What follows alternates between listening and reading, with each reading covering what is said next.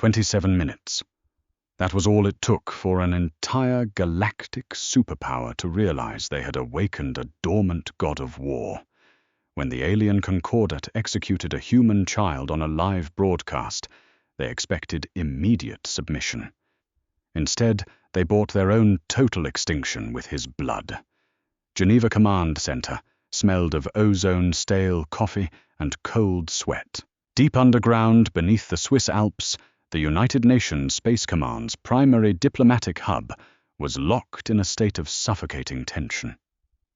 Ambassador Daniel Whitmore adjusted his tie, his fingers trembling just enough to betray the calm facade he wore.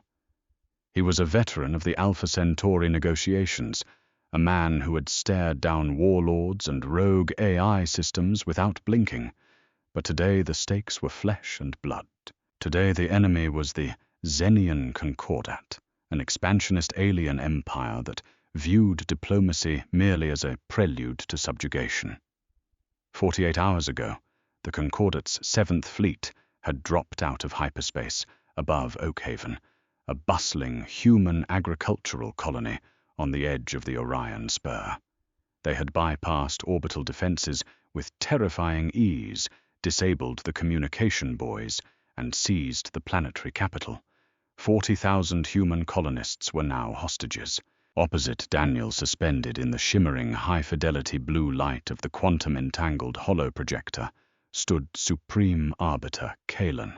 The alien was a towering, chitinous figure, draped in the ceremonial crimson robes of a Xenian conqueror.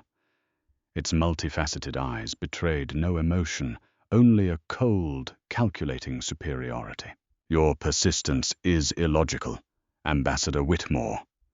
Kalen's synthesized voice echoed through the command center, the translation software rendering the alien clicks into sterile, perfect English. "The Oakhaven system now belongs to the Concordat. You will order your outer rim fleets to stand down and dismantle their warp drives, or we will begin the systemic pacification of the colony. We have offered you unlimited mining rights to the asteroid belts in the neighboring sector," Daniel replied, keeping his voice painfully even. He leaned forward, resting his hands on the sleek metallic console. "We have offered you trade concessions that would double your empire's energy reserves. But humanity does not surrender its citizens, and we do not disarm. Release the colonists, and we can finalize the trade agreement." Kalen's mandibles twitched a gesture the xenobehavioral analysts in the back of the room had identified as amusement. "You barter with shiny rocks while we hold your offspring. Your species suffers from a biological flaw, Ambassador. You place irrational value on individual insignificant units. You mistake our patience for negotiation." The holographic feed shifted. The towering figure of the Arbiter moved aside, and the camera zoomed in on a sterile metallic holding cell aboard the Xenian flagship. Daniel's breath hitched in his throat. Sitting on the cold floor was a human child. The facial recognition software instantly flashed his file on Daniel's secondary monitor: Thomas Granger, age 9. Dressed in a faded blue baseball cap and a dirt-smudged Oakhaven primary school uniform. The boy was crying quietly, hugging his knees to his chest. In the background, the muffled, agonizing screams of his father, William Granger, could be heard as Xenian guards held the man back. A collective gasp rippled through the Geneva Command Center. Secretary General Richard Hayes, standing in the shadows behind Daniel, cursed under his breath. The feed was not just playing in this room. Kalen had tapped into Earth's primary communication relays. The footage was broadcasting live on every screen, every datapod, and every billboard across the solar system. Billions of humans were watching. "This is not a negotiation, Ambassador," Kalen said, stepping back into the frame, a heavy kinetic sidearm gripped in his four-fingered hand. "This is a demonstration of absolute authority. You have 60 seconds to authorize the complete disarmament of your fleet." "Arbiter, stop!" Daniel's diplomatic composure shattered. He slammed his fist onto the console. If you harm that child, you will cross a line that cannot be uncrossed. You do not understand what you are doing. I am curing your species of its defiance, Kalen replied smoothly. 50 seconds. We need more time. The authorization requires a consensus from the Global Assembly. Daniel lied desperately, trying to buy time for the Lockheed Kessler stealth operatives attempting to breach the Xenian ship. Give us 24 hours, 30 seconds. Little Thomas looked up at the camera, his eyes wide and terrified. Dad. He whimpered, his voice carrying across the vast expanse of space, piercing the hearts of billions. I want to go home. Listen to me, Kalen. Daniel practically roared, abandoning all protocol. You think we are weak because we talk. You think we are fragile because we offer peace. If you pull that trigger, the treaty is void. We will not stop. We will not forgive. 10 seconds. Kalen raised the weapon, pointing it directly at the back of the boy's head. Don't do it, Kalen, I swear to God. Time has expired. The Arbiter didn't hesitate. He didn't gloat. He simply squeezed the trigger. A flash of blinding, superheated plasma filled the screen. When the glare faded, the boy was gone, replaced by a scorch mark on the metal floor. The father's screams in the background abruptly ceased as a guard struck him down. Then Kalen looked directly into the camera. You now understand your place in the galaxy, humans. The next broadcast will feature 10 children. You have 1 hour to surrender. The feed abruptly cut out, leaving the Geneva Command Center, bathed in the dim emergency red lighting of a severed connection. For 10 seconds there was absolute, suffocating silence. No one breathed. No one moved. The xenoanalysts stared at their blank monitors. Secretary General Hayes stood frozen, his face devoid of color. Daniel Whitmore slowly lowered his head, staring at his trembling hands. A technician in the back corner abruptly stood up, turned over a trash can, and violently vomited. The sound broke the spell, but the reaction was not what the Xenians had anticipated. There was no wailing. There was no panic. There was no desperate scramble to draft a treaty of surrender. Daniel Whitmore looked up. The fear, the desperation, the diplomatic anxiety that had plagued him for 48 hours had completely evaporated. It was replaced by something cold, ancient, and terrifyingly calm. He turned his chair around and looked at Richard Hayes. The Secretary General's eyes were locked on the blank screen. Slowly, Hayes reached into his jacket, pulled out a physical archaic steel key, and looked at Daniel. God forgive us, Hayes whispered. God has nothing to do with this anymore. Daniel replied, his voice dead and hollow. Initiate the blackout. Minute 1. Earth went dark. Not physically, the cities still burned with electric light, but electronically, the entire human sphere ceased to exist. To the Xenian Concordat, ships monitoring human space, the deafening roar of civilian traffic, commercial broadcasts, and political debates instantly vanished. The global communication network of Earth-Mars, the lunar colonies, and the Jovian outposts was severed from the galactic extranet. Aboard the Xenian flagship Vanguard of Truth Arbiter, Kalen watched the sensor displays drop to 0. His tactical officer, a scarred veteran of a dozen planetary conquests, clicked his mandibles in confusion. Arbiter, the human network has collapsed, the officer reported. No distress signals, no surrender transmissions, total silence. Kalen scoffed. They have retreated into their dens to weep. Their societal structure is collapsing under the psychological trauma. Maintain orbital lock on the colony. They will crawl to us soon enough. They had no idea. Minute 5. Aboard the United Earth ship Resolve, currently hidden in the shadow of Saturn's moon, Titan Admiral Soraya Turner stood on the bridge. The holographic replay of Thomas Granger's execution was frozen on the main tactical table. Soraya was 52 years old, a pragmatic, hardened woman who had spent her entire career policing the fringes of human space. She had seen the worst of humanity, but she had never seen an alien species purposefully broadcast the murder of a child to force a political concession.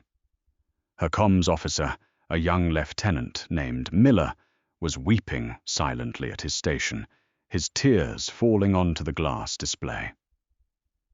"Lieutenant," Saria said, her voice cutting through the bridge like a scalpel. Miller wiped his face, straightening up immediately.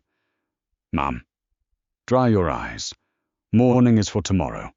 Today we are the architects of their ruin." Soraya turned to her executive officer. "I have just received an encrypted tight beam from Geneva, level Omega clearance." The bridge crew went rigid. Level Omega had never been authorized in the history of the United Nations Space Command. It was a theoretical protocol. The Secretary General has invoked the Ares directive. Soraya announced the words, feeling heavy, like lead on her tongue. The diplomatic treaties of 2240 are null and void. The Geneva Conventions have been suspended, regarding the Zenian Concordat. She walked over to the tactical console, punching in her biometric codes. A hidden panel slid open, revealing a secondary interface glowing with an ominous amber light. "Unlock the containment vaults on Deimos," Soraya ordered.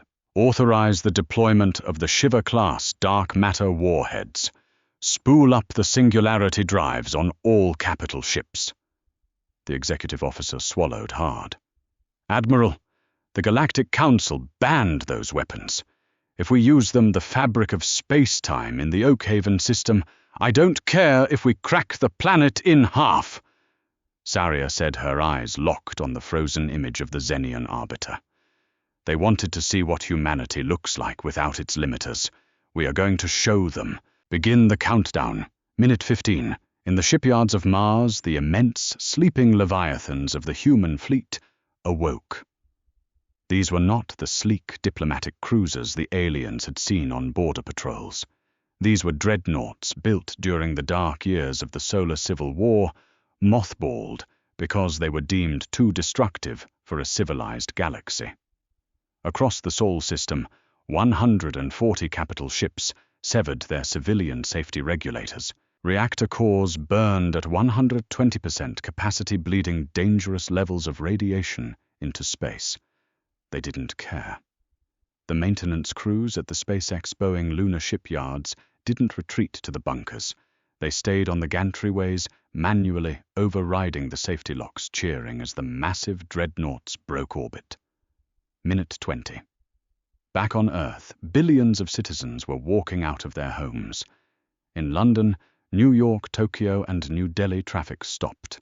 People stood in the streets looking up at the sky in absolute, unbroken silence. There were no riots. There was no looting. Psychologists in the Galactic Council had long theorized that humanity was a fractured species, prone to internal conflict and incapable of unified thought. They had fundamentally misunderstood human nature. Humanity fought itself because it had no other worthy adversary. But when an outside force threatened the pack, when a predator dragged a child from the cave, every racial, political, and economic divide evaporated in an instant. Humanity did not panic. Humanity synchronized. Minute 26. Arbiter Kalen paced the bridge of the vanguard of truth. The silence was beginning to unnerve him. It had been nearly half an hour since the broadcast. There should have been peace. There should have been chaos. "Still nothing," Kalen demanded. "No, Arbiter," the tactical officer replied, his voice laced with a sudden strange hesitation. "But we are detecting a massive gravitational anomaly in the Sol sector. It's beyond our scale. It's as if they are tearing a hole in the universe itself. Impossible. Their slip-space drives are primitive. They cannot generate that kind of mass." "Arbiter," the sensor officer shouted, panic finally bleeding into the alien's voice. The anomaly isn't moving toward us. It's already here. Minute 27. The galaxy broke. Above Oakhaven, the vacuum of space did not simply ripple. It shattered like a mirror.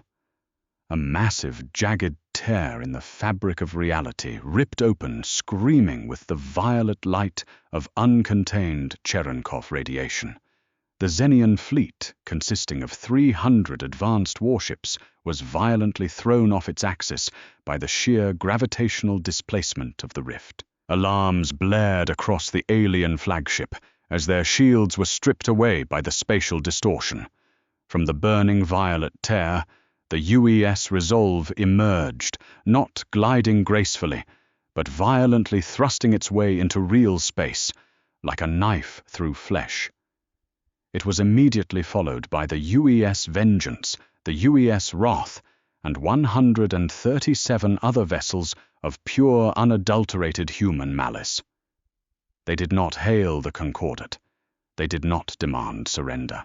Before the Xenian ships could even realign their targeting sensors, Admiral Soraya Turner gave a single two-word order. Fire at will. Wait, no, she didn't say that. She said, erase them.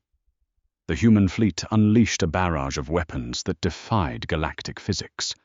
Dark matter torpedoes struck the outer Xenian frigates. There was no explosion. Instead, the alien ships simply collapsed inward, crushed into spheres of hyperdense matter the size of a marble before winking out of existence. Kalen watched in absolute paralyzing horror as his invincible fleet was systematically butchered. This wasn't a battle. It was an extermination. Shields are gone. Engineering is gone. The tactical officer shrieked. They are firing singularity warheads. Arbiter, they are breaking the laws of physics. Hail them, Kalen roared, falling to his knees as the flagship violently shuddered. Send the surrender codes. Tell them we submit. On the bridge of the Resolve, Lieutenant Miller looked at his console. Admiral, the Xenian flagship is broadcasting an unconditional surrender across all frequencies. They are begging for a ceasefire. Admiral Soraya Turner stood with her hands clasped behind her back, watching the alien fleet burn through the main viewport. She thought of the little boy with the baseball cap. She thought of the 27 minutes of silence. Communications are still down, Lieutenant, Soraya said coldly, her voice devoid of any mercy. I didn't hear a thing. Understood, Admiral, Miller replied, his finger hovering over the weapon's console. Firing main battery. Atmospheric re-entry burned the hulls of the drop pods, black, turning them into streaks of jagged fire across the Oakhaven sky. Inside the lead pod, Major Abraham Kelly of the 75th Ranger Regiment, Spaceborne, checked his kinetic assault rifle. His heart rate hovered at a terrifyingly calm 60 beats per minute. He was a veteran of the Jovian piratical purges, a man who had seen the ugly side of human expansion. But today was different. Every soldier in the drop bay had seen the broadcast. Every man and woman strapped into the orbital descent vehicles carried a piece of Thomas Granger's ghost with them. Down on the surface, sub-arbiter, Vex stood inside the requisitioned colonial governor's mansion, watching his tactical displays dissolve into static. 5 minutes ago, the sky had been filled with the invincible Xenian Concordat fleet. Now there was only falling ash and the terrifying, violent atmospheric booms of human drop pods breaking the sound barrier. Reroute the planetary defense cannons, Vex barked, his chitinous armor clattering as he paced. Target their descent vectors. Do not let them land. We cannot. Sub-arbiter. A frantic Xenian technician replied, frantically tapping at a dark console. The orbital defense grid is unresponsive. Sir, the flagship is gone. The entire 7th Fleet is simply gone. Panic and emotion, selectively bred out of the Xenian military caste for 1,000 years, suddenly gripped Vex's dual hearts. Gather the surviving human hostages. he ordered, drawing his plasma blade. "Put them in the central courtyard. We will use them as a shield. If the humans fire, they kill their own." It was a sound tactical decision against any other species in the Galactic Council, but the Xenians had not yet realized that humanity had temporarily suspended its own morality. High above, the UES Resolve maintained low orbit, acting as a spotter. Admiral Soraya Turner didn't bother sending a warning. She simply directed her weapons officer to initiate a localized orbital strike using kinetic bombardment, Project Thor, colloquially known as rods from God. Before the Xenian guards could even march the captive colonists out of their holding pens, the sky above the governor's mansion tore open. Telephone pole-sized rods of solid tungsten dropped from orbit, and traveling at Mach 10, struck the perimeter of the Xenian compound. There were no explosives, no radiation, just the pure, unadulterated transfer of kinetic energy. The impact triggered localized seismic shockwaves. The Xenian defensive walls evaporated into dust. The anti-air batteries were crushed into scrap metal. Seconds later, the drop pod slammed into the earth, shaking the ground with deafening thuds. Explosive bolts blew the heavy steel doors off, and the 75th Rangers poured out into the smoke-choked air. They moved with a synchronized predatory efficiency that made the Xenian ground forces look like uncoordinated insects. There were no battle cries. There were no demands for surrender. There was only the rhythmic, terrifying crack of heavy kinetic rifles punching through Xenian armor. Major Abraham Kelly led Alpha Squad straight through the shattered front gates of the compound. A Xenian heavy gunner stepped out from behind a pillar, spooling up a rotary plasma cannon. Kelly didn't break stride. He raised his weapon and fired a 3-round burst of armor-piercing depleted uranium shells. The Xenian was thrown backward, its chest plate shattered blue blood spraying across the marble floor. "Clear the courtyards," Kelly ordered over the tactical net, his voice a low, gravelly rasp. "Locate the hostages. Shoot through the hostiles. Do not hesitate." Vex, watching the slaughter from the second-floor balcony, realized with mounting horror that the humans were not stopping. They were not attempting to negotiate. They were sweeping through the compound like a biological plague, executing wounded Xenian soldiers with cold mechanical precision. Desperate Vex grabbed William Granger, the father of the murdered boy, and dragged him to the edge of the balcony. The human man was battered, his face bruised, his spirit seemingly broken. Vex pressed his plasma pistol against William's temple and screamed down into the courtyard, his translation collar amplifying his voice over the gunfire. "Hold your fire. I hold the primary hostage. Drop your weapons, or I will burn his skull." The courtyard fell silent. The smoke drifted, revealing Abraham Kelly standing amidst a pile of Xenian corpses. He slowly looked up at the balcony. Vex sneered, his mandibles clicking in triumph. "Your empathy is your weakness, human. You will not risk." Kelly didn't wait for the alien to finish his sentence. He didn't order his men to stand down. Instead, he locked eyes with William Granger. In that split second, a silent, grim understanding passed between the soldier and the grieving father. William didn't cower. He didn't beg for his life. Instead, with a sudden violent surge of adrenaline, he threw his weight backward, throwing Vex off balance. It gave Kelly the millimeter of clearance he needed. The sniper attached to Alpha Squad, positioned 300 yards away on a ruined comms tower, squeezed the trigger of his anti-material rifle. A 50 caliber high-explosive round crossed the distance in a fraction of a second, completely bypassing William and striking Vex square in his armored shoulder.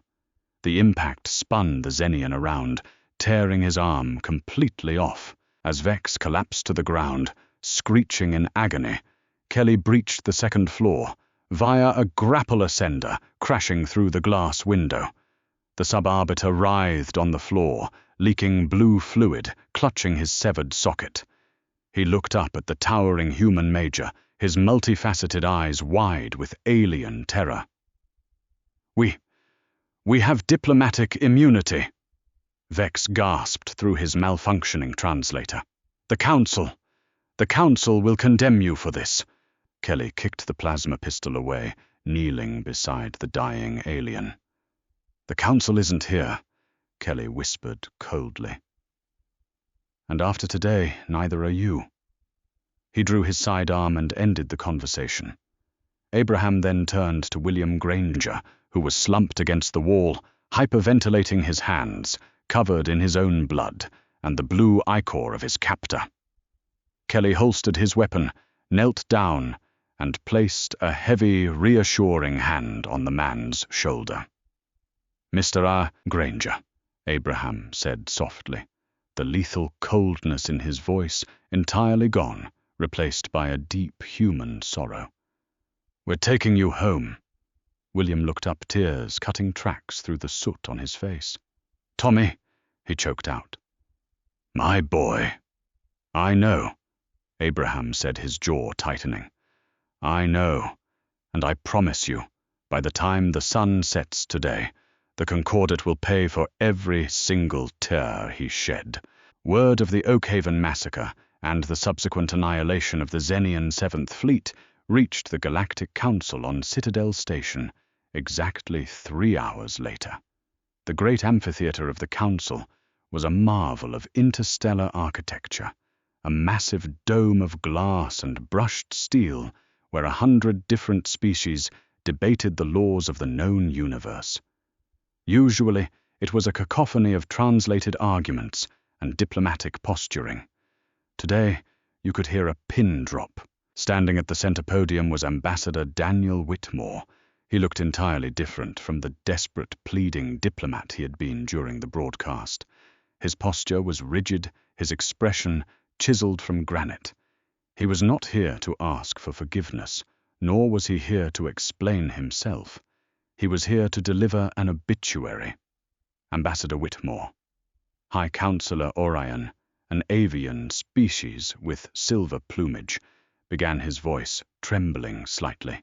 The Council has received sensor logs from the Oakhaven system. The deployment of Shiva-class dark matter weaponry is a Class 1 violation of the Orion Accords.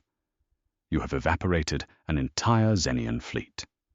You have broken the laws of wartime engagement.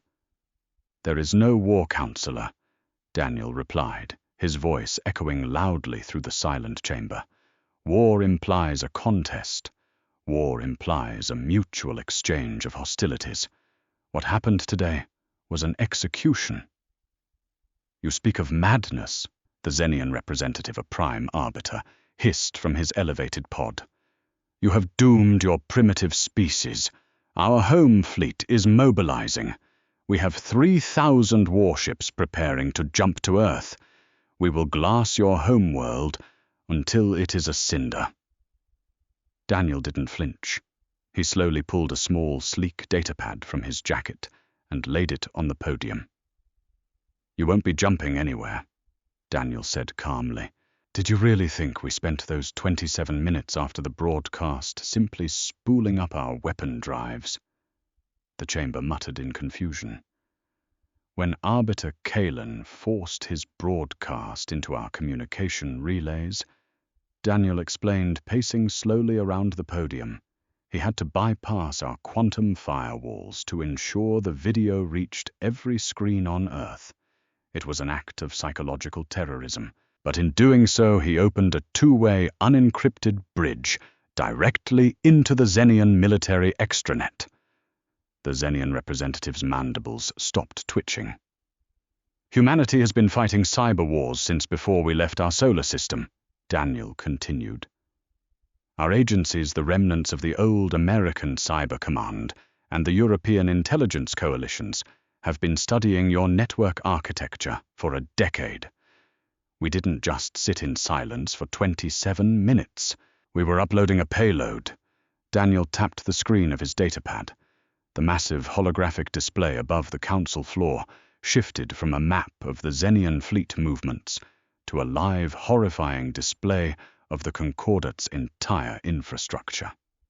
A polymorphic digital virus, heavily augmented by artificial intelligence, was injected through Kalen's broadcast origin point.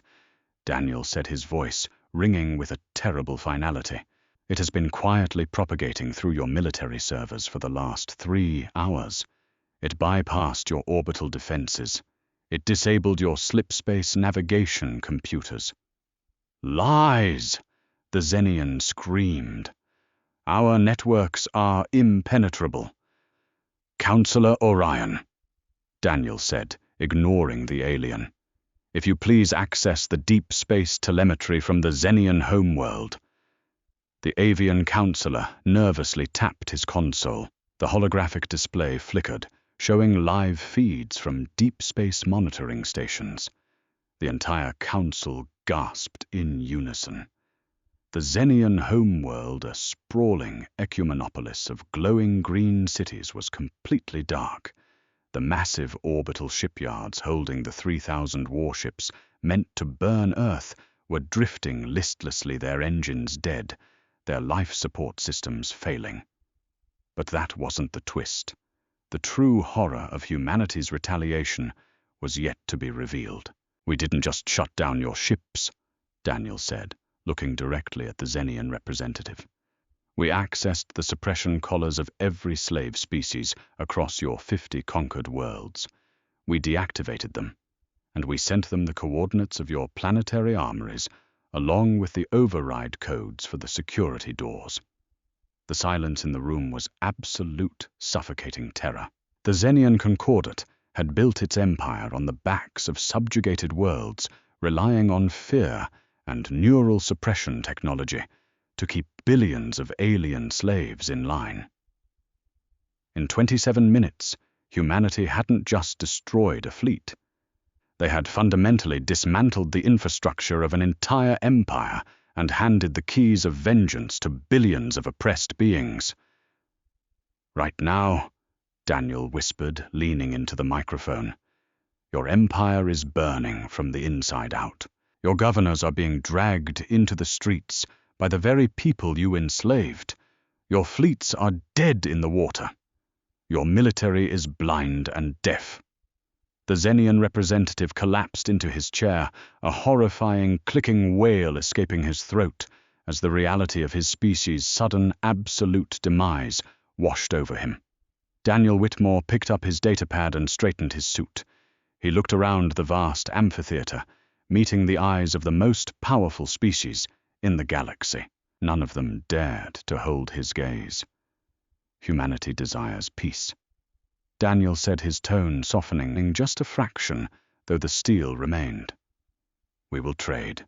We will explore. We will share the stars in harmony. But let the events of today serve as an eternal amendment to the Orion Accords. He turned and began walking toward the heavy doors of the chamber. He stopped just before exiting, glancing back over his shoulder. Do not ever, under any circumstances, touch our children.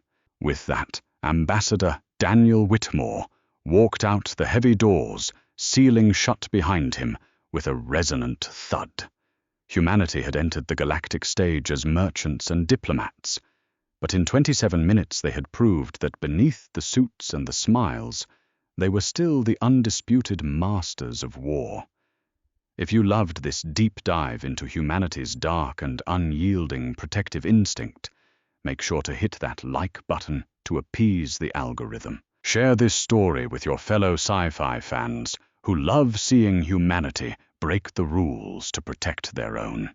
Don't forget to subscribe and ring the notification bell so you never miss out on another epic HFY tale. Drop a comment below. What would you have done to the Concordate? See you in the next one.